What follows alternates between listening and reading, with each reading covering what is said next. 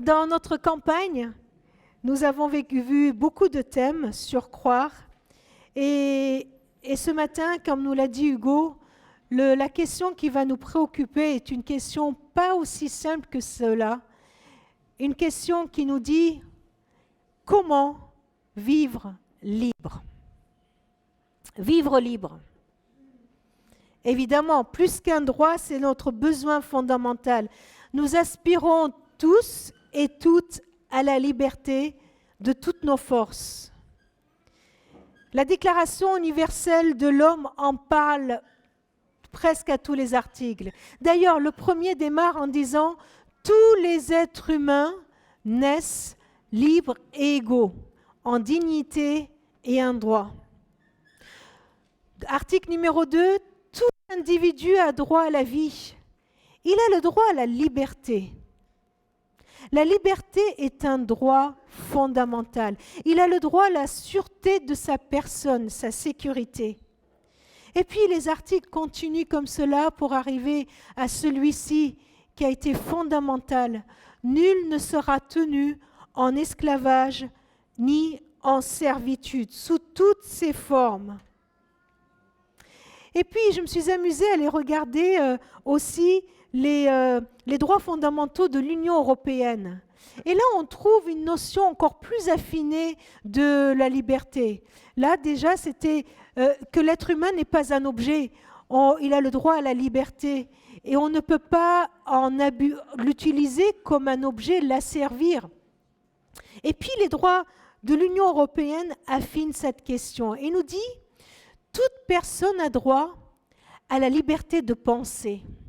Voilà une nouvelle facette de la liberté, à la liberté de conscience et de religion. Et je trouvais la suite tellement intéressante que je vous l'ai mis aussi sur la diaporama. Ce droit implique la liberté de changer de religion ou de conviction, ainsi que la liberté de manifester sa religion ou sa conviction individuellement ou collectivement, ce que nous faisons là aujourd'hui, ce matin. Et puis l'article continue et la suite, elle est tellement intéressante. En public ou en privé, par le culte, l'enseignement, les pratiques et l'accomplissement des rites. On finit par croire que nous n'avons le droit de vivre, de manifester notre conviction spirituelle, religieuse, que dans le cadre privé, que entre nous, dans nos maisons et entre nous. Non, ce droit nous dit qu'on a le droit de le manifester également d'une façon publique. Intéressant, non? D'une façon publique, par le culte, l'enseignement, les pratiques et l'accomplissement des rites. Oui, c'est parce que des personnes se sont battues qu'il y a eu l'abolition de l'esclavage. Bien que de nos jours, ne l'oublions pas, bien que de nos jours, des milliers de personnes restent encore esclaves, que ce soit par le trafic sexuel, de la prostitution, que ce soit dans la pratique de l'esclavage domestique, même en France, même en France. Oui, parce que des personnes se sont battues. Nous avons le droit, en France, à la liberté de pensée, de conscience, de religion. On ne peut pas nous arrêter, nous mettre en prison pour ce que nous pensons, bien qu'il y ait des milliers de personnes qui sont aujourd'hui en prison pour ce qu'elles pensent. Oui, aujourd'hui, nous pouvons célébrer le 8 mars, la Journée internationale de la femme. Oui, parce qu'il y a des personnes qui se sont battues pour la libération de la femme, pour dire que la femme n'est pas un objet qui doit être juste utilisé par les uns et les autres. Oui, c'est parce que des femmes se sont battues que cette journée a lieu. Alors j'aimerais vous donner une petite suggestion. L'année dernière, le 8 mars, j'étais en Colombie, à Carthagène, et puis je pique l'idée qu'il y avait là-bas. Aujourd'hui, je vous encourage à vivre cette journée de la façon suivante. C'est juste une suggestion.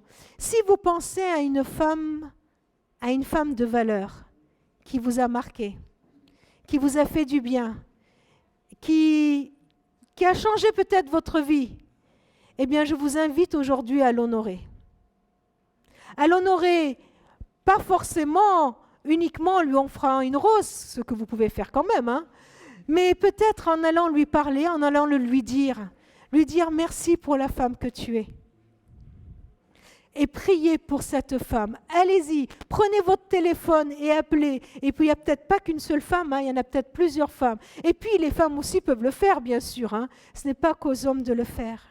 Alors oui, des personnes se sont battues tout au long de notre histoire, de l'histoire de notre monde, pour qu'une certaine liberté puisse exister. La liberté que nous sommes tous nés égaux et que nous naissons tous libres. Vous vous rendez compte qu'il n'y a pas si longtemps que ça, des personnes naissaient esclaves dès leur naissance. Mais la Bible nous parle d'une autre liberté. Pourquoi ? Parce qu'il ne suffit pas d'être en dehors d'une prison ou d'une cage. Il ne suffit pas d'être respecté pour ce que je suis et pour mes idées que je suis libre. Vous êtes d'accord avec ça ? Il ne suffit pas que je sois en dehors d'une prison. Il ne suffit pas que je sois même respecté pour mes idées et pour ce que je suis libre. Je peux ne pas être libre malgré tout cela. Pourquoi ? Eh bien parce que je peux être sous l'influence de tellement de pression. Je peux être sous l'influence de tellement de contraintes. C'est tellement difficile de parler de liberté. C'est quoi être libre ? Est-ce que c'est faire ce qu'on veut ? Mais est-ce que vraiment on fait ce qu'on veut ? Est-ce qu'on n'est pas assujetti par la pression, l'influence de tout notre entourage ? Comment faire pour être libre de la pression que peuvent exercer des personnes comme les membres de ma famille, l'influence de mon père, de ma mère, même si mes parents ne sont plus de ce monde, je continue à être sous leur influence. Comment ne plus être sous l'influence de mes amis, de mes collègues de travail, de cette société de consommation ? Est-ce que nous sommes vraiment libres de ne pas consommer ? Franchement. Est-ce que nous sommes vraiment libres dans une église ? Est-ce que je suis libre dans une culture d'église qui est là, de ce qui est bienséant ou ne l'est pas ? Comment vivre libre ? Jésus, dans les évangiles, nous le voyons donner beaucoup d'enseignements. À un moment donné, il a enseigné à propos de son identité, de qui il est. Il appelait les uns et les autres à venir vers lui, et il y en a qui l'ont cru, qui l'ont suivi. Et voilà qu'il nous donne un discours sur la liberté. Et on va voir que dans ce discours qu'il donne sur la liberté, sur comment vivre libre, il met l'accent sur une liberté beaucoup plus profonde. La liberté intérieure, la liberté spirituelle, ce qui nous concerne au fond de nous-mêmes. Et voilà ce qu'il dit. Nous lisons ce texte dans l'Évangile de Jean, chapitre 8, les versets 31 à 37. Alors Jésus dit aux Juifs qui avaient cru en lui, « Si vous restez fidèles à mes paroles, vous êtes vraiment mes disciples.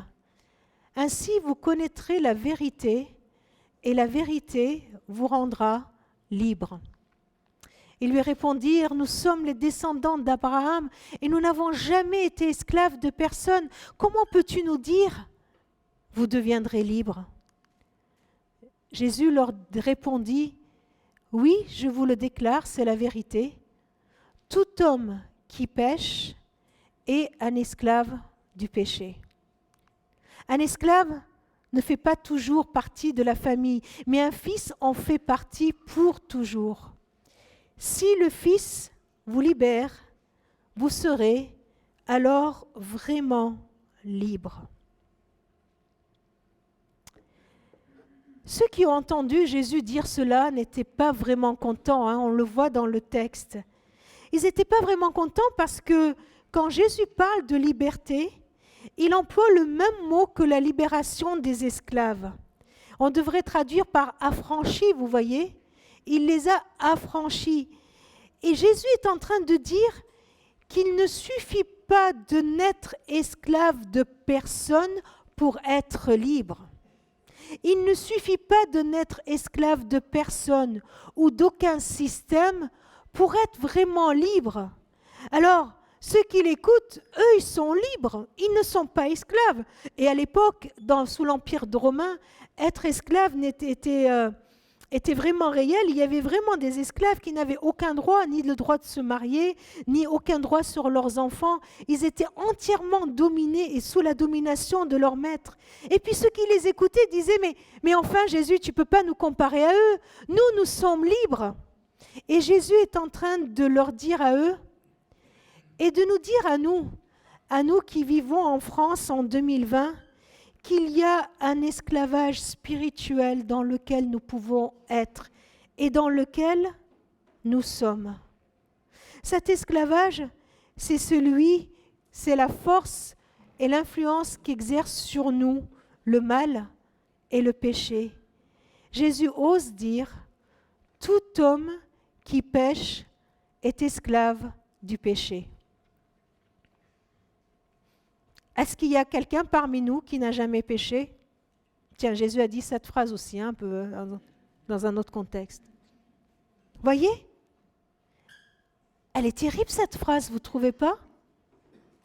Tout homme et toute femme, bien sûr, qui pêche est esclave du péché.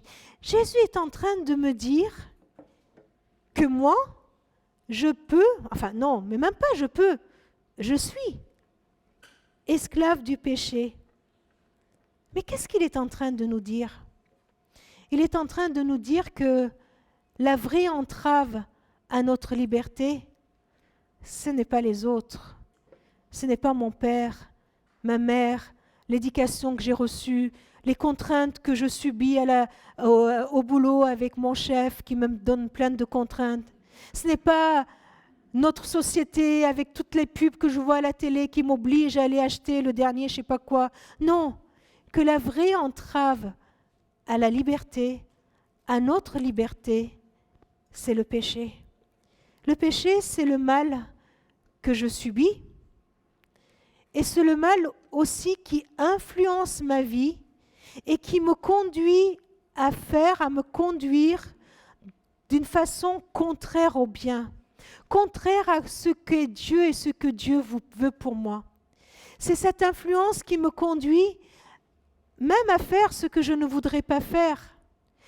Cette influence qui m'empêche d'aimer comme j'aimerais aimer, comme je devrais aimer, qui m'empêche de vivre avec Dieu comme je suis appelée à le faire, qui m'empêche à être liée à Dieu comme je suis invitée à le faire. Voilà ce que dit Jésus. Jésus dit qu'il y a quelque chose en nous qui nous domine. Et Pierre, il dit que chacun, nous sommes esclaves de ceux qui nous dominent. Mais alors, comment sortir de cet état-là? Est-ce qu'il faut manifester comme on a manifesté ou comme on a lutté pour être libéré de toutes les autres contraintes dans notre monde? Comment on peut être libéré? Comment on peut être libre du mal, du péché? Jésus, il a dit tout au début de notre texte, « Si vous restez fidèles à mes paroles, vous serez mes disciples, vraiment mes disciples. Vous connaîtrez la vérité et la vérité vous rendra libre. » Il est en train de décrire le portrait d'un disciple, de celui qui suit le Christ, de celui qui entre dans cette liberté. Il est en train de dire qu'il y a une vérité que nous avons à connaître. C'est quoi cette vérité? C'est la vérité sur justement le mal qu'on vient de décrire. C'est la vérité sur le diable qui existe vraiment et qui veut nous influencer, qui veut nous pousser à faire le mal et à vivre dans le mal. Mais c'est aussi une vérité sur Dieu le Père. Je connaîtrai qui est Dieu. Je connaîtrai de plus en plus le cœur de mon papa. Je connaîtrai son cœur pour moi. Je connaîtrai son cœur pour les autres. Je connaîtrai cette vérité de l'amour inconditionnel de Dieu sur ma vie. Et il devrait y avoir une déclaration, un article dans les droits de l'homme. Tout être humain, quel qu'il soit, de toute origine, de toute nation, est aimé d'une façon inconditionnelle par le Créateur. On devrait afficher ça, non? Dans les déclarations des droits de l'homme. Tout être humain, quel qu'il soit, du meilleur qu'il croit être, au pire qu'il estime qu'il est aimé, d'une façon inconditionnelle par son Créateur, par le Dieu Tout-Puissant. Vous connaîtrez la vérité et c'est cette vérité qui vous rendra libre. Vous connaîtrez la vérité sur Dieu, sur qui il est, sur votre valeur pour lui. Vous connaîtrez la vérité sur la valeur que vous avez, que nous avons pour Dieu, une valeur inestimable, une valeur d'un grand prix. Nous sommes d'un grand prix. Vous connaîtrez le projet de Dieu pour vous, pour nos vies et pour le monde. Pour le monde. Et cette vérité vous libérera, vous rendra libre. Je connaîtrai alors la vérité sur le Fils, sur le Christ, sur Jésus. Je connaîtrai la vérité sur son œuvre triomphante, son œuvre puissante, son œuvre libératrice. Lui, il a vaincu le mal. Lui, il a vaincu l'ennemi. Lui, il a vaincu Satan. Peut-être que le péché et le mal sont plus forts que moi. Ils le sont certainement. Peut-être que le mal, il est plus fort que moi et il a une influence sur ma vie. Je n'arrive pas à ne pas pécher. Je n'arrive pas à ne pas tromper les autres, à ne pas tromper mes engagements. Je n'y arrive pas. Mais Jésus, lui, il est plus fort que le mal. Il est plus fort que le mal qui me domine. Je connaîtrai la vérité sur Jésus, sur ce qu'il a fait. Et qu'est-ce que Jésus, il a fait? Il est venu me libérer du mal. En faisant quoi? En me pardonnant. En payant le prix fort sur la croix. En me pardonnant. En me déliant. Pardonner, c'est délier. Il vient me libérer de ce mal et de ses conséquences sur ma vie. C'est lui qui vient me libérer. Son œuvre sur la croix est une œuvre de libération. Il vient me libérer de toute condamnation. Je ne suis plus un condamné. Il est venu me libérer de tout jugement. Je ne suis plus jugé coupable parce que Christ, il m'a libéré. Il a tout payé sur la croix. Cette vérité me rendra libre. C'est lui qui a écrasé l'ennemi, qui lui a écrasé la tête pour ne plus qu'il vienne m'accuser. Et devant toutes ces accusations, il vient brandir sa victoire. À la fin du premier culte, il y a quelqu'un qui est venu me voir et qui m'a dit « Mais Gemma, moi je lutte, j'arrive pas à vivre, j'arrive pas à gagner, j'arrive pas à être dans la victoire, j'arrive pas à remporter la victoire. » Mais bien sûr, moi non plus, j'y arrive pas. Christ, c'est celui qui m'offre sa victoire. C'est en lui que se trouve la victoire, pas en moi. Alors je connaîtrai la vérité aussi sur l'Esprit de Dieu, sur l'intimité qu'il me propose, sur sa vie, sur son soutien, sur sa présence en moi qui va venir me transformer de l'intérieur, me libérer de l'intérieur, sur sa vie en moi qui va fortifier mon âme intérieure puissamment. Alors oui, si le Fils me libère, alors je serai vraiment libre. Vous savez, nous avons une illusion sur la liberté. C'est cette illusion de croire que nous pouvons nous libérer seuls du péché. Mais nous ne pouvons pas nous libérer seuls du péché. Le péché, il est plus fort que moi.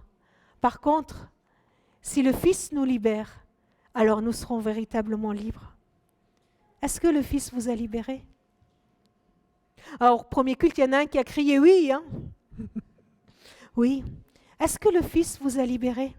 Est-ce que nous avons obtenu cette liberté, cette libération sur le péché?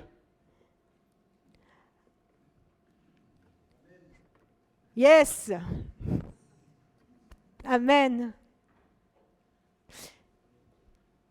Je me permets juste de vous proposer une chose.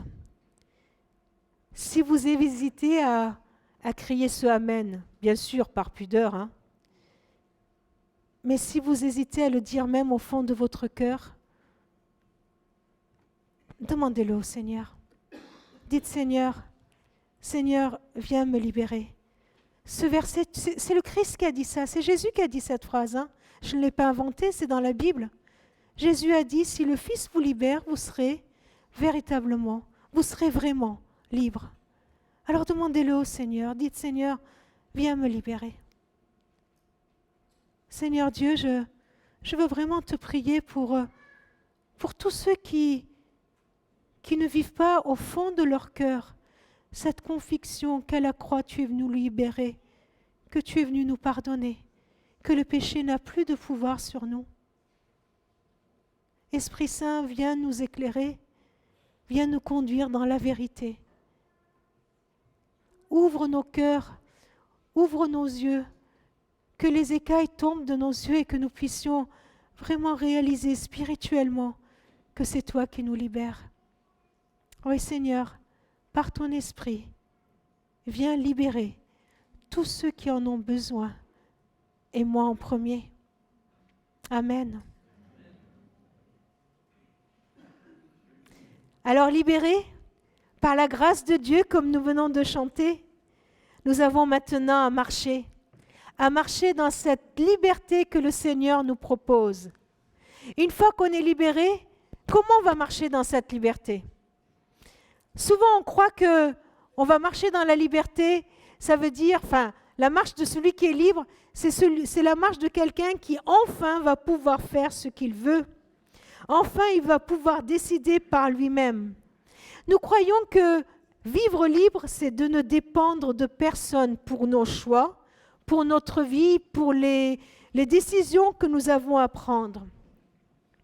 Voilà, je suis libre, je ne dépends plus ni de mes parents, ni de l'Église, ni des pasteurs, ni des uns, ni des autres, ni de la société. Je suis libre. Mais je dépends de qui alors? Si je suis libre, je dépends de qui? Je ne dépends plus du péché, du mal. Ok, cette pression est réglée sur la croix. Je dépends de qui alors? Est-ce que si je dépends de moi-même et uniquement de moi-même, je suis libre? Voilà une autre question. Et pourquoi je ne le serais pas? Pourquoi je ne serais pas libre si je ne dépends que de moi-même?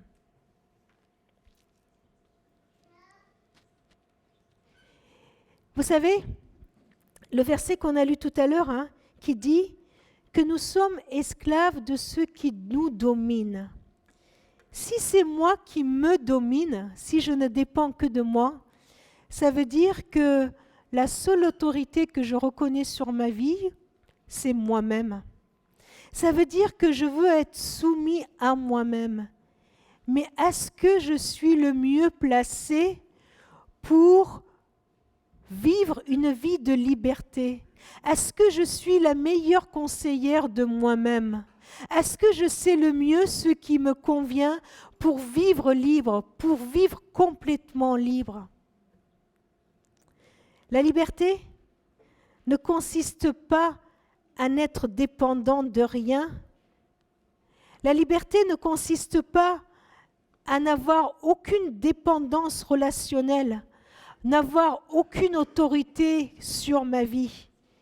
Mais la vraie liberté consiste à choisir de qui nous voulons dépendre. La liberté consiste à choisir de qui nous voulons dépendre. Nous voyons ça dans Romains 6. Romains 6 nous dit, vous le savez bien, si vous vous mettez au service de quelqu'un pour lui obéir, vous devenez esclave du maître auquel vous obéissez. C'est clair, non?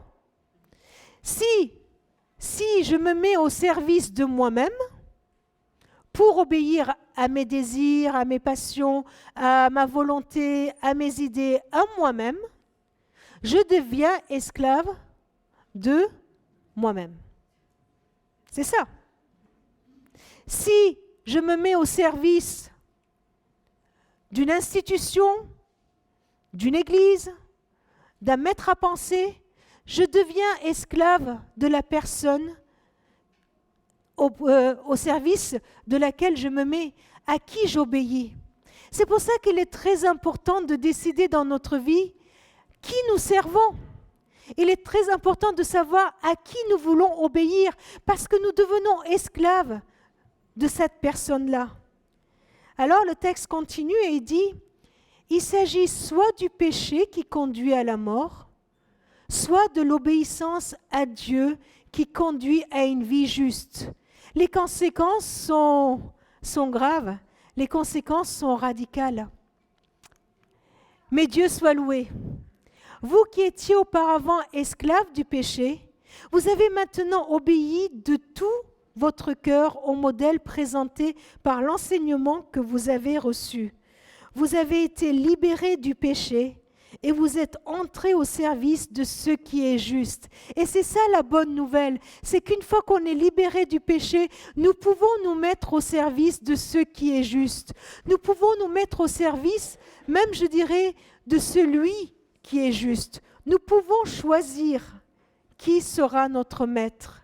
C'est notre choix.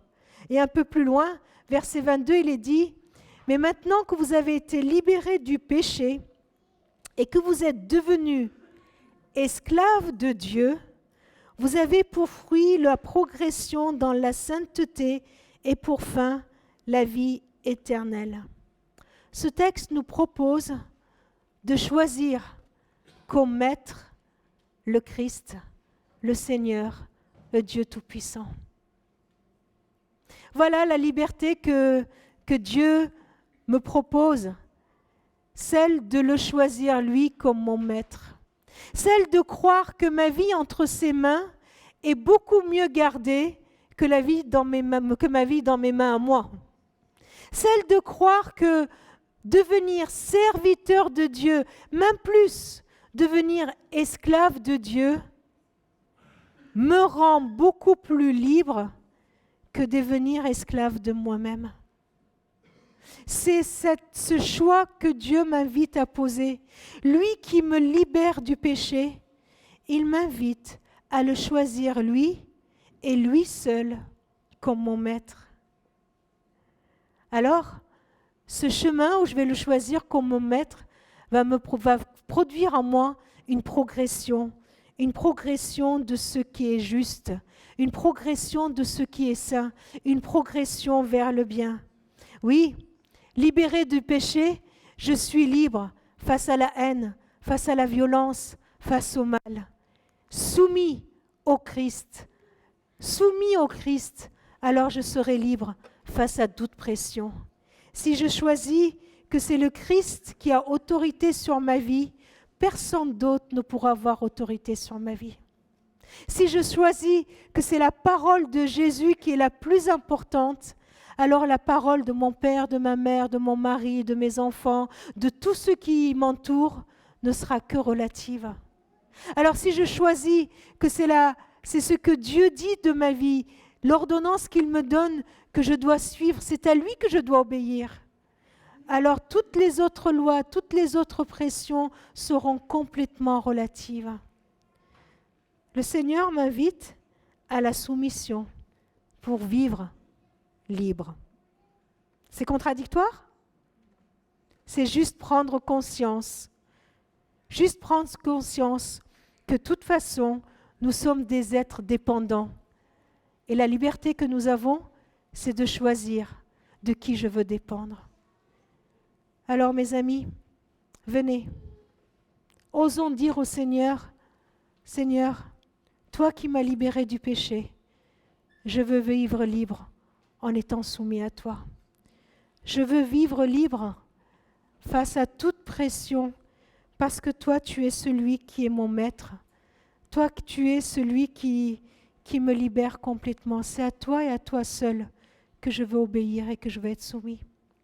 Je vous invite à prier, qu'on puisse avoir un temps de silence pour parler dans notre cœur au Seigneur, pour lui dire qu'on le choisit comme notre Sauveur, mais qu'on le choisit encore comme notre Seigneur. Il est le berger de notre âme. Il est le berger qui nous conduit et je veux le suivre, lui. Je vous invite à prier.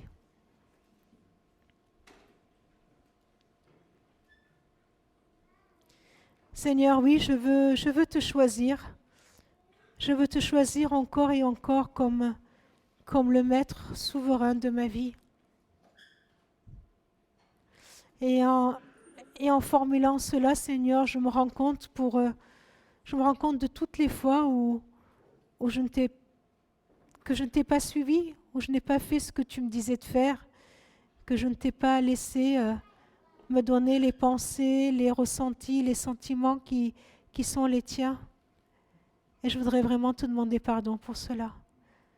Je te demande, Seigneur, vraiment de nous aider à te faire tellement confiance, qu'aller jusqu'à te confier nos vies, à accepter d'être tes serviteurs, à accepter que tu sois notre maître et que nous soyons tes esclaves. Merci Seigneur, parce que c'est cela qui nous mène vraiment à la liberté. Que ton nom soit loué, que ton nom soit glorifié. Amen.